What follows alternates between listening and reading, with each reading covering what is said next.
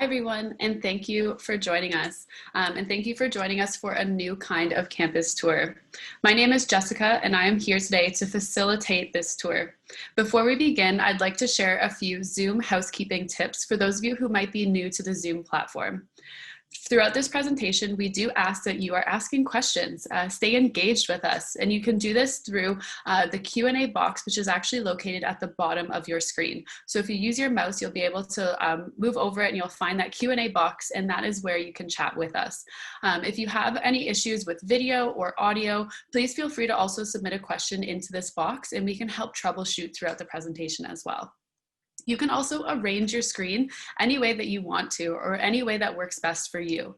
Anything that you move on your end will not affect anyone else's view. It'll only affect yours. So you're more than welcome to change things up if you'd like. Now, Ryerson is working on an essential services model to help prevent the spread of COVID-19. As a result, we will be walking you through our virtual campus while sharing important information and answering your questions. Information and examples used throughout this tour do not reflect some of the current activities that are happening on campus, like international exchanges, for example. Ryerson is working very diligently to provide students with experiences that are effective and while maintaining the health and safety of our students, Ryerson community, and their partners. Now, even though we are not currently on Ryerson's campus, we still feel that it's important to recognize the contributions made by Indigenous peoples to our community. For many Indigenous people, land relates to all aspects of existence, including culture, spirituality, language, law, family, and identity. So to begin today's event, I would like to honor the land in which our university exists through this acknowledgement. Toronto is in the Dish with One Spoon territory.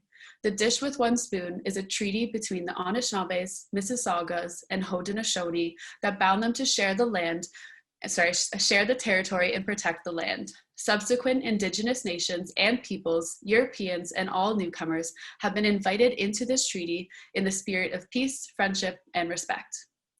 Now, without any further ado, I would like to encourage Mariah and Iris to come on screen right now, open up your mics, and take over from here and lead us through this awesome session.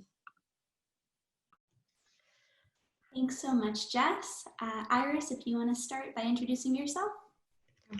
Hi, everyone. My name is Iris, and I'm in my third year of mechanical engineering, and I'm joined by Mariah. Hi everyone, I'm Mariah and I'm a liaison officer here at Ryerson University, and I'm also a graduate of the university's architectural science program. Now, when I was a student, I did live on campus, and sometimes I would commute downtown though from my own home up north. And when I did, I would be dropped off by the TTC in this space right here, which is Yonge and Dundas Square. So for a lot of our commuters, this is where they're going to be starting their journey when they get to Ryerson. And this is a very unique spot to Toronto. It's a community-oriented area, open area, very urban. And we host a lot of our different festivals and events here. There's always something happening, and I can really speak to this. When I was a student, one of the coolest things that had happened to me was I walked out of my class and I went into Yonge and Dundas Square and I walked into a Tragically Hip concert. There was a home opener game for the Toronto Maple Leafs that night, and they wanted to celebrate, so they did that there. It was completely unplanned for myself, but I got to experience something really cool during my time at Ryerson because of our proximity to this space. Not only this, Yonge and Dundas is very important to architecture and engineering students as a whole, as we are located in the heart of Toronto. We're very close to our industries. So for example, when I would walk out of my classes, my lectures, after learning about certain concepts, I'd be able to see them all in real life. So for example, there's always a construction site in the city of Toronto, and I'd be able to see those concepts I was learning in class right out into my out of my doorstep. As well, as Jess was showing us, there was a photo of the Yonge and Dundas Theatre. We do have a movie theater right in Yonge and Dundas Square, and this is where some of our classes are Engineering and architectural students, for some reason, always have classes in the Yonge and Dundas Theatre, and I'm definitely not complaining. These seats are so comfy. It's a great place to listen to a lecture, and it doesn't hurt getting that whiff of popcorn when you're leaving after a full 3 hours of learning. And I also wanted to mention that being in Toronto provides a lot of really great opportunities to get in touch with employers. So both the Faculty of Engineering and Architectural Science does offer optional co-ops in all of our programs. And because we're located in such a connected city, we have really, really great connections with these employers. We're going to take it a little bit further into the campus, and Iris is going to explain our next building. Our next building is the Podium. So that is on our campus, and specifically I'll be talking about the service hub. So the service hub is kind of your one-stop shop for everything Ryerson related. So you can see that there are some kiosks. And what you do is you just go up to the kiosk, swipe your student card or enter in your information, and you will have a little ticket printed out and the number will be called out so you can go see an officer. And you can come talk to them about anything. So you can have questions about your program, residence, admissions, OSAP, anything. And even if they don't know the answer, they will direct you to the appropriate contact. And alumni can get things like proof of enrollment documentation if they need it. And so this is a service that's available to current, prospective, and former students. And also currently the service hub is working online. So you just fill out a form with your issue and they will help you out. And now I'll hand it off to Mariah to talk about the other services that we have in the Podium. Yeah, so we have a ton of different services, and unfortunately we can't show all of these spaces on our virtual tour, but I'm more than happy to explain them right now. So some of the services that I like to highlight are the tri-mentoring program, which is where our first year students are able to get support from other students in their program or faculty, as well as people from industry to really help with that transition from high school or from wherever you are coming from to university and to Ryerson specifically. They can provide support with things like filling out your timetable or figuring out the best space to study on campus. It's a program that I highly encourage all of our students to get involved with when they come to Ryerson. We also have our International Student Support Office, which provides our international students with lots of support options, such as maybe support with the study permit process or cultural support, just again to really ease that transition to Ryerson, because we know that it is a very big change for all of our students. We also have the Ryerson Aboriginal Student Services, or RAS as we like to call it, which provides support for our prospective and current Indigenous students. And the one that I have probably the most connection with is the Career and Co-op Center. I worked for the Co-op Center when I was a Ryerson student, and in this support office, we provide resume support, cover letter support, mock interviews, career counseling, and what I think is really cool about our Career Center is that Career and Co-op Center is that we have dedicated advisors for each faculty and sometimes even for the programs, and they will help you get find your perfect job for your co-op or for your job after graduation, because they're only dealing with students in that faculty, so they have a lot of experience in the industries that you're interested in. One of the events that I really like to get involved with when I was working as an architectural science co-op specialist or liaison officer, I participated in Return of the Cohort Nights, which is where our students who were returning from co-op got to present what they did during their co-ops in some of the architecture firms that they worked in, and got to present it to the class as a whole, so that our current first year and second year students who might want to get into co-op could see the types of opportunities they could get when they did the co-op option. Next, Iris is going to take us to another exciting area of our campus.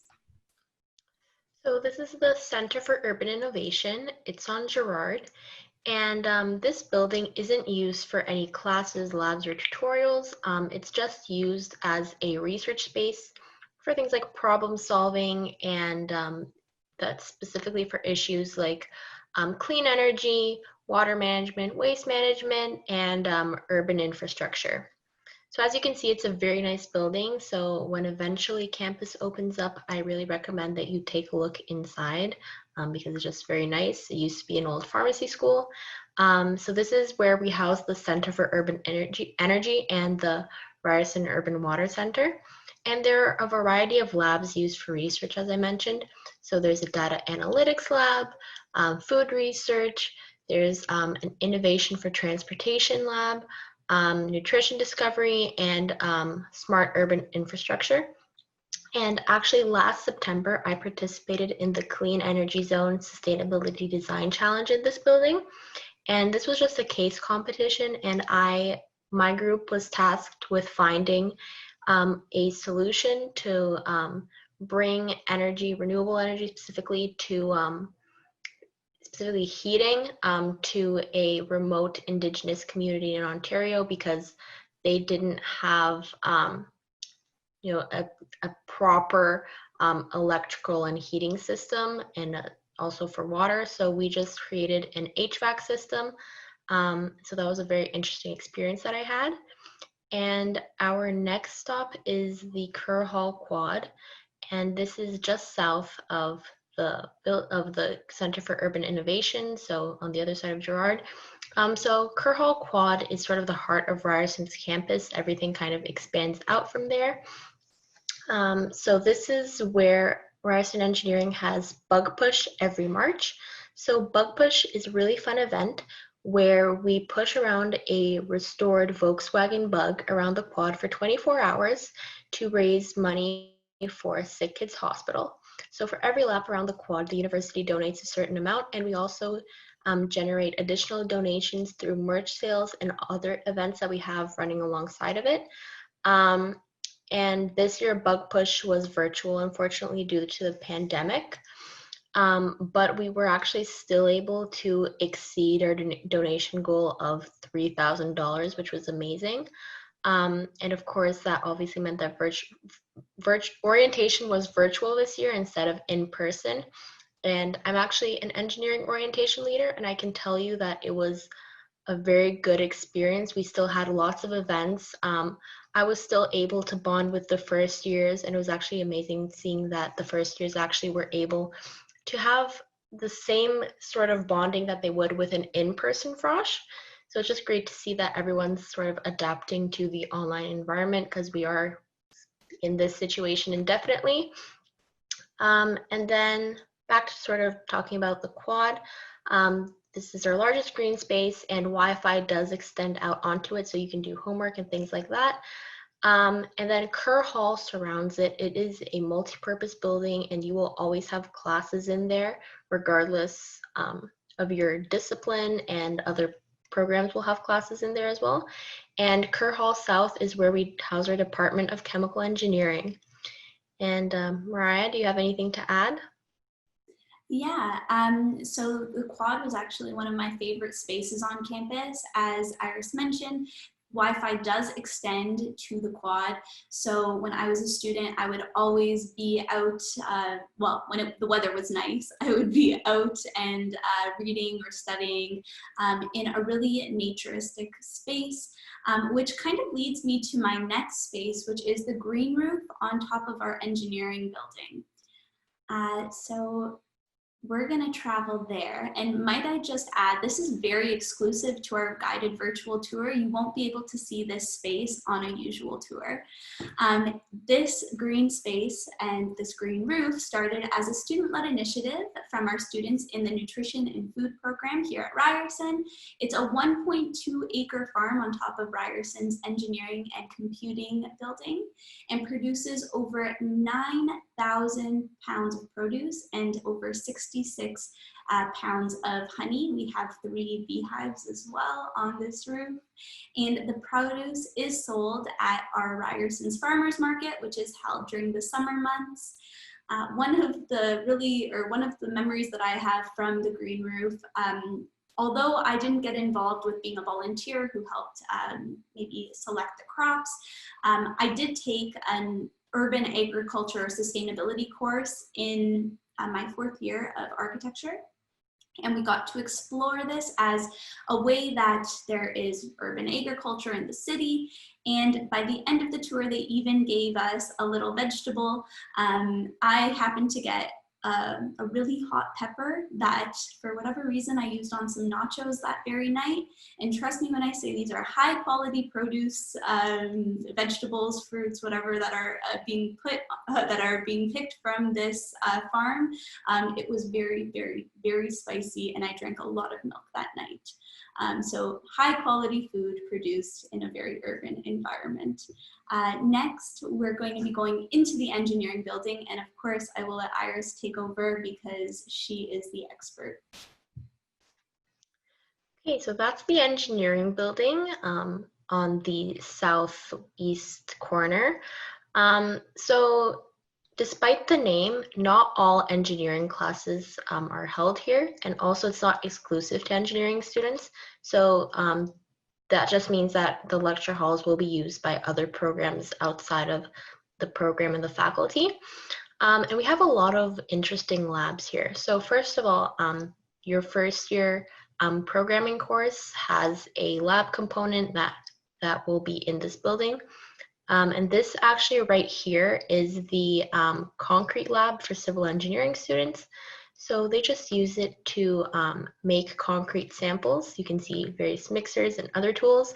And they perform tests such as stress and strain, see how it behaves under heat, applying loads to it.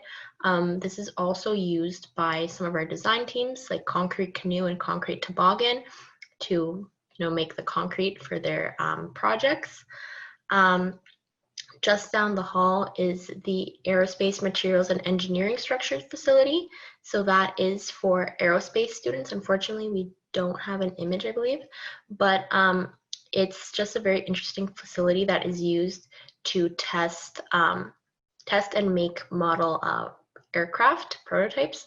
The whole facility goes up to 1,000 degrees Celsius in heat. There's a high velocity air gun to actually see how the craft behaves when it's flying in the air.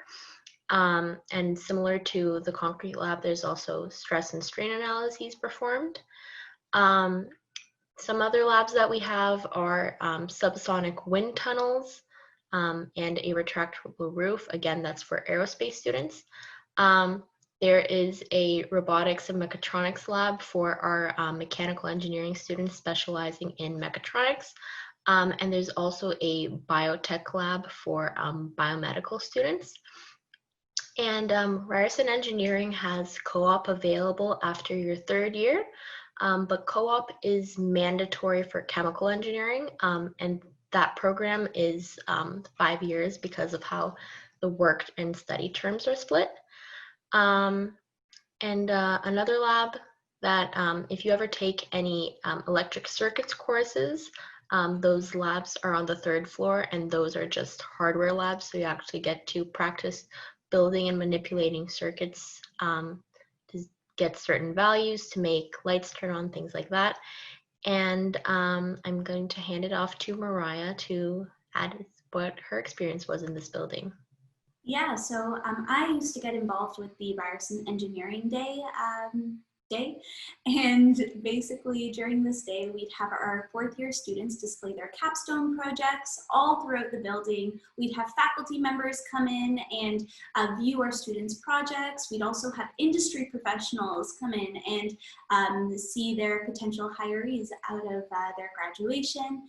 And it was just really cool to see all these different types of projects, ranging from how our engineering students create different types of machinery to make ice cream and the production of ice cream, to really other amazing projects like surgical tools for brain surgery. So very cool things happen in the engineering building, even from an architecture perspective. But speaking of architecture, we're gonna head over to the Architectural Science building, which is my old home, and I truly mean it when I say it is my old home. I spent like way more time here than I did in my room or in my home when I attended university.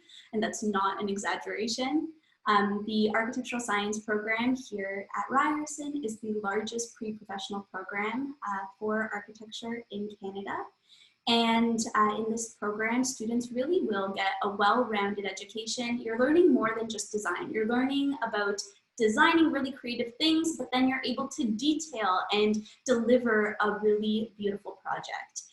Students will actually get to do this in the professional world because, like I mentioned earlier, we have optional co-ops that our students are able to get involved with.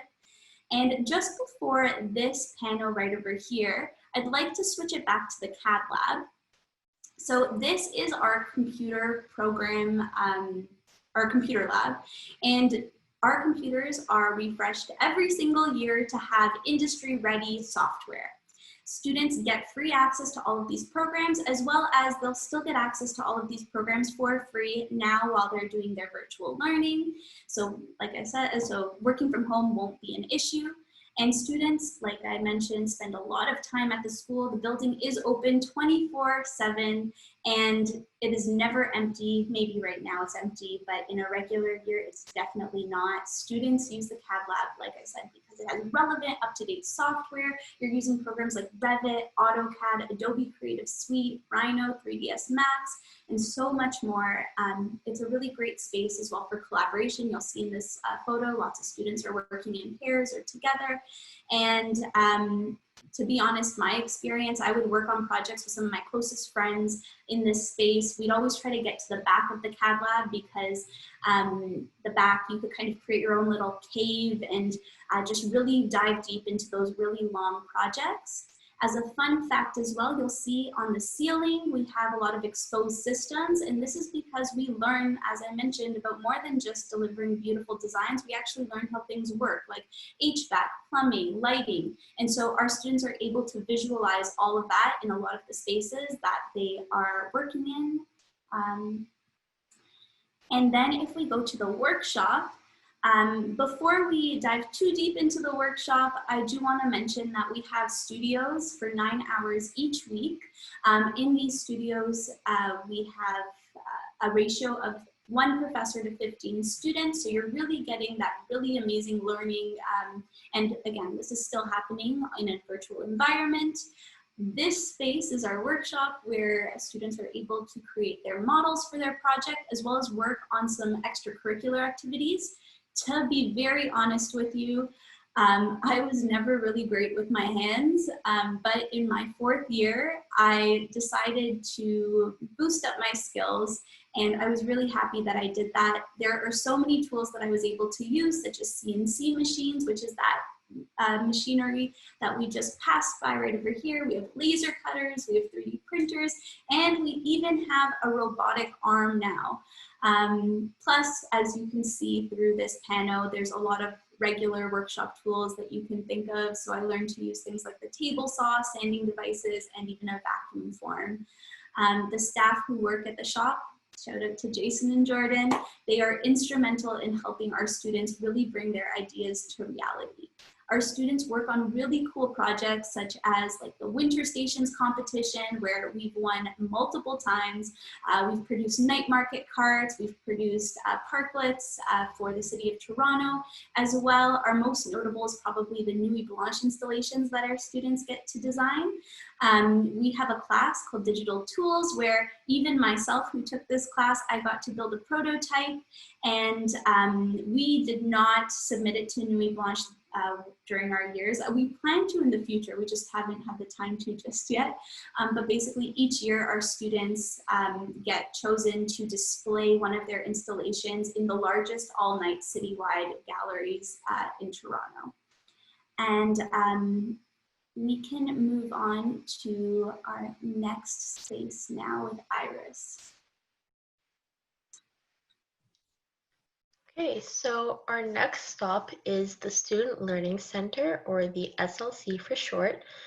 And this space is kind of like considered a 21st century library because it's a way that you can hang out with your friends and other people between classes, but it's also connected to our library through a tunnel or a bridge. And You have millions of dollars worth of books there and resources for you to do research on for class. But what I really like is that if you don't want to search through physical copies, you can always access the library completely online, and you have access to all of the reports, articles, things like that that you need, and you can filter by what you're looking for, which I find extremely convenient, and it saves a lot of time. You can't really see in any of these images that you'll see later on, but there's a pattern on the glass, and that's just used to help birds with their migratory patterns. And I really like the 4th, 5th, and the 8th floor. Those are my favorites. So this is the 8th floor. I really like it because you can see that there's a lot of desks for collaboration.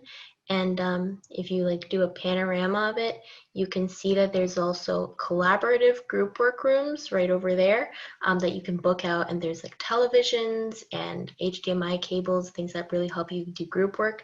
And in the end over there, you can see that there's individual study corrals, which are very helpful for independent work. And that's also the same reason that's why I like the 5th floor, because it has like the same sort of setup. The 4th floor is great because that's where you can get all of your academic support. So specifically for engineering, there are student learning groups called SLGs for short, and I really attended these a lot in my first year for calculus. Basically, these are just led by an upper year student that did really well in a course, and they will help you out. So they will solve any problems that you have. They'll help you review for exams, really helpful. And also there's writing support. So if you're writing a report or a proposal, you can always have someone edit it and help you out over here. And Mariah, what's your favorite floor? I have to agree with you. The 8th floor is definitely my favorite, and a lot of our favorites in architecture, again, because of that dual space. I loved being able to work as an individual and then go out into group work after as well. In our SLC, we also have some really cool spaces for our zone learning, and that's going to be our next stop. Here at Ryerson, if you haven't already realized it, we are trying to connect you way beyond the classroom, and zone learning is one of the really cool ways that we're able to do that. We have 10 really unique spaces, or we call them incubators, on campus.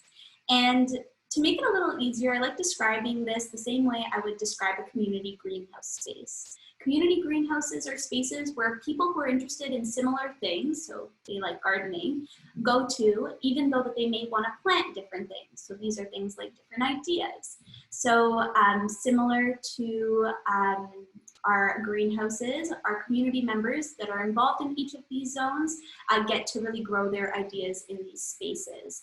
Just like plants need water, soil, sunlight, and fertilizer, our ideas need maybe a workspace, which is why we have 10 dedicated spaces on campus for our students to gather and to collaborate. We have different mentorship options from peers, from people in your program, outside of your program, and from industry. We have skills training camps, like boot camps and competitions and hackathons that you can get involved with, as well as a really supportive network. We can get you volunteers, assistance, and support so that you're really able to grow any one of your ideas.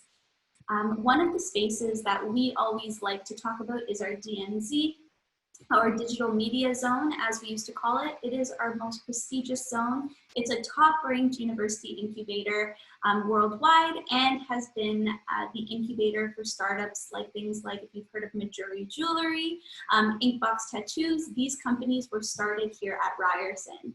Just a fun fact, because I'm a huge Stranger Things fan, Inkbox Tattoos, they create semi-permanent tattoos, and the show Stranger Things had Inkbox send them, or they bought their tattoos off of Inkbox, and that's where Eleven's tattoo has come from, and a lot of the other tattoos on the actors on the show.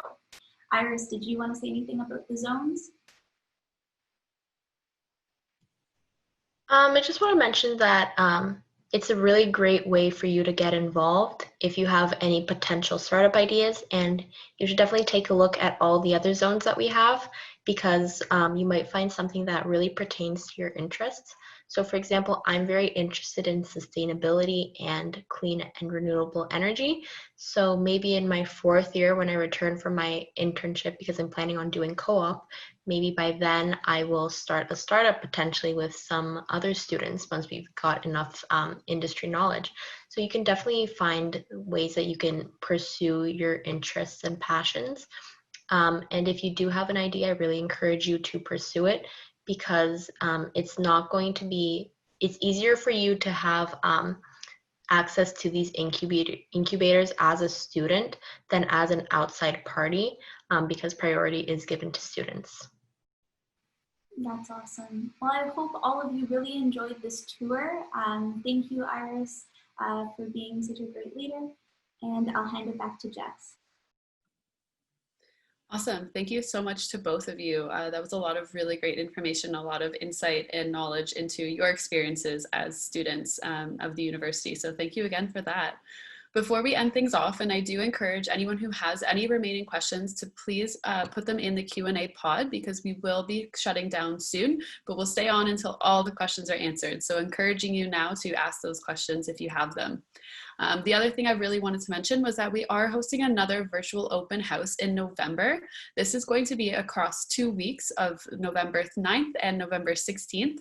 And these will be program-specific questions or program-specific sessions. So if you have a specific program that you are looking to go into, this will be a great opportunity for you to join in and hear specifically about each program. So I encourage you to check out the website ryerson.ca/at-home, where you can find more information in the coming weeks about this virtual open house, but also find other opportunities that we have currently already on that website, which will be updated throughout the fall. So please feel free to keep that bookmarked on your computer if you're considering Ryerson as your choice for the university. Other than that, what's going to happen right now is I am going to be shutting down my camera as well as my microphone. So it'll be a little bit quiet right now, but we will stay on until all questions are answered. Thank you again so much for joining us. And on behalf of Ryerson University, we are wishing you all the best, and we hope that you, yourselves, and your loved ones are staying safe during this time.